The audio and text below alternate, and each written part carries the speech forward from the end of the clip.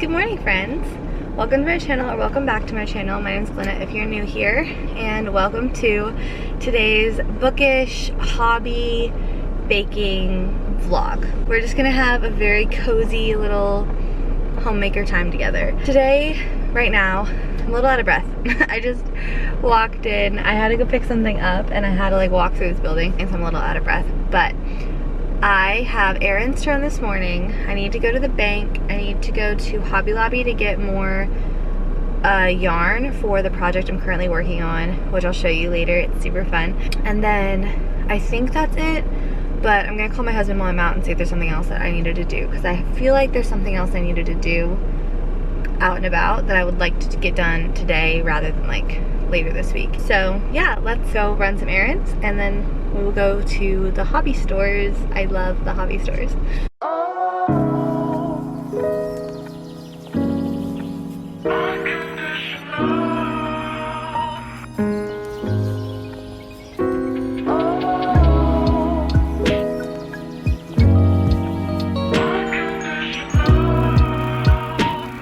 I decided that while I'm out and about, I'm gonna go take my husband a soda. He's having a rough day today just because it's like super busy for him.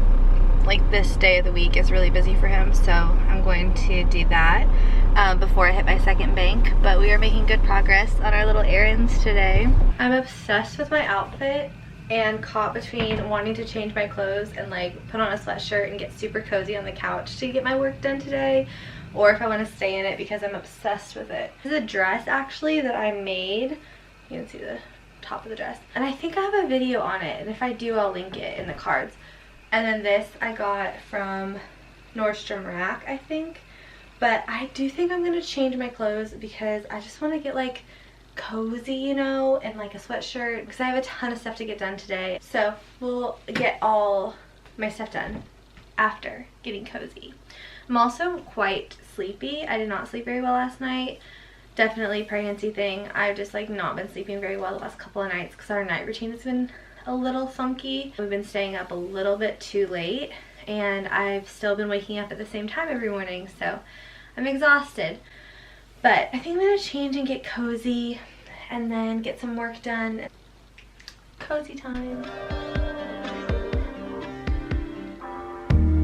Tears fall at last. I see my past like it's still It's just not delicious. but am I happy now? Let's talk books. Look at my stinking cute mug. I actually got this from Target 3 years ago. I knew that I'd want it when I was pregnant, so here we are. But I have my Goodreads, and I just want to talk over some of the books that I read in the summer, and then I can't wait to share the books that are gonna make me really excited for fall. I just finished Ina May's Guide to Childbirth, and she's like a midwife that writes about all things birth. And while there were like a lot of really good tidbits, like I don't regret reading it for the pieces of information that my husband and I like pulled out of it. I did skim a lot of it. I'm not personally interested in reading other people's birth stories or hearing other people's birth stories. I have no fears of giving birth. I have no anxiety about giving birth whatsoever. So I didn't want to like introduce that to my life. Especially one of the things that Ina May actually talks about in her book is how stress can affect labor and how powerful your mind can be when you're going into labor. And if you're afraid of something and that's all you're focusing on, you're like channeling your body's energy to do that thing, which like the flow of energy stuff is a little bit new agey for me personally, but it did like make a lot of sense on like if I have anxiety about something, or if I'm introducing anxiety about something, like that will be all I think about when I'm laboring and preparing to give birth. And like I just didn't want that to be my reality, so I skipped a lot of those. I did read a couple of her birth stories, of the ones like with long labors, breech babies, like those were just kind of encouraging to read. I rated it 5 stars on Goodreads. I listened to the audiobook of Summer Romance by Abigail Monaghan, and I rated it 3 stars because I just didn't have the pace, but I loved the story. Like I thought it was a really cute story. Lilac Girls by Martha Hall Kelly. I really liked this book. I was recommended it like a long time ago, and then I was speaking to a friend of my parents about it, and she actually had a copy and she let me borrow it, so I got to read it, and it was really good. It was very well written, very well paced out. It definitely like captivates you, and it handles the like really dark concept and theme of the Holocaust in like a very digestible way. The next book I read, I did not like. I read The Fountainhead by Ayn Rand, specifically because it's on the Rory Gilmore reading list and I wanted to like understand the references. It was weird. It was hard to read. It was really hard to get into. My review I put on Goodreads, I gave it 2 stars. Sorry this lighting keeps changing. The sun keeps popping in and out. This is the longest book about nothing. It has so much potential in part 1 and 2, but I'm with Jess from Gilmore Girls. Someone needs to explain to me what this crazy woman is talking about. Maybe I need to give it another chance, but it's so long. It's so long. The next summary book that I read, I rated 5 stars. I really loved it. It was Malibu Rising by Taylor Jenkins Reid. So I read earlier this year The 7 Husbands of Evelyn Hugo, and I did not like that book at all. This was my Give Taylor Jenkins Reid Another Chance book. I really loved Daisy Jones and the Six. I liked the way it was written. I liked the style it was written. But I did not like the way that The 7 Husbands of Evelyn Hugo was written. There were a lot of themes that I don't agree with, that I didn't like in the way that she wrote it, the stuff that I don't personally like to read about. Aside from like the actual topic, the way it was written was from the perspective of somebody interviewing somebody else, but it was like the story. It was just like, I kind of felt like the main character was irrelevant to the story until like literally the last page. But Malibu Rising, I gave 5 stars. I love the interwoven storylines in a book. I like books that make me have to remember like who was talking and what they said in the last chapter that they, you know, led. But this is like literally the perfect poolside, summery, beachy read. I really enjoyed it, and I would probably reread it. I kept it on my shelf. Like, I actually really did like it. The next book I really loved was 28 Summers by Ellen Hildebrand. And I actually really want to read more Ellen Hildebrand because I like the way that she wrote. Like, she's a very good author. I am not necessarily a fan of literature that glorifies cheating, built around the dynamic of same time next year, but they're like living their own separate lives in the meantime. So I don't like that there is some cheating involved, but like also it's heartbreaking, like the last 4 summers. Spoiler alert. But I really enjoyed it. I would definitely read it again, and I really do want to read another book by her. The next book I read was The Bell Jar by Sylvia Plath. I gave it a 3 stars. She's an interesting woman, an interesting character. I really want to read The Unabridged Journal of Sylvia Plath, but I actually have it on my bookshelf right now. But yeah, I will not be rereading The Bell Jar. The next book, unfortunately, my unpopular opinion, I do not like Emily Henry. This is the second Emily Henry book I've read. I had a lot more on my like want to read, and I would read them if they came across, like if somebody got them for me or something, I would give them a try. But Emily Henry always puts me in a reading slump. Like, I don't know what it is, but something about the way that she writes and like how it just seems so random. I always love her books from page like 200 on, or like at least halfway through the book. But it takes me forever to get into her writing style. I do love the one-liners, however. She does really great one-liners. And I like the tension between January and Gus. But I also think I don't like the fact that the girl's name is January. Like, that also makes it really hard for me to like imagine these as real people, you know? My favorite line was, "I hoped I looked very pretty for an overripe tomato." And the next book I read that I really liked this summer was The Duke and I. I did give in. I am going to read all 8 of the Bridgerton books, and I might actually read more by Julia Quinn because I did like the way that she wrote. It was very quick for me to read this book.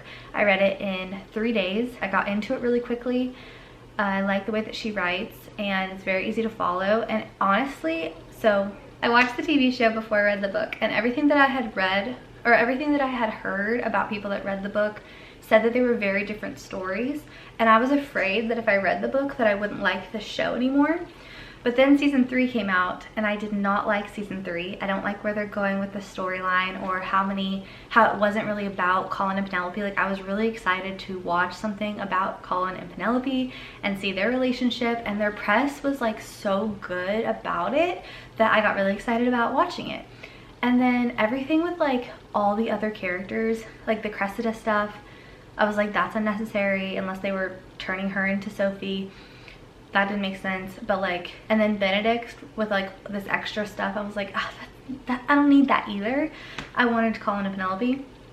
So anyways, when season 3 came out, I was like, okay, I'm gonna give it a shot. I'm gonna read the book. So I got in line at the library. I'm currently 11 weeks away on hold for the Viscount Who Loved Me, but I did really like The Duke and I, and honestly, if you're like me and you were scared to read it, I would say to go ahead and read it, because the descriptions of the characters are so different than the people that we know in the Bridgerton series that it really does feel like you're reading like a separate storyline.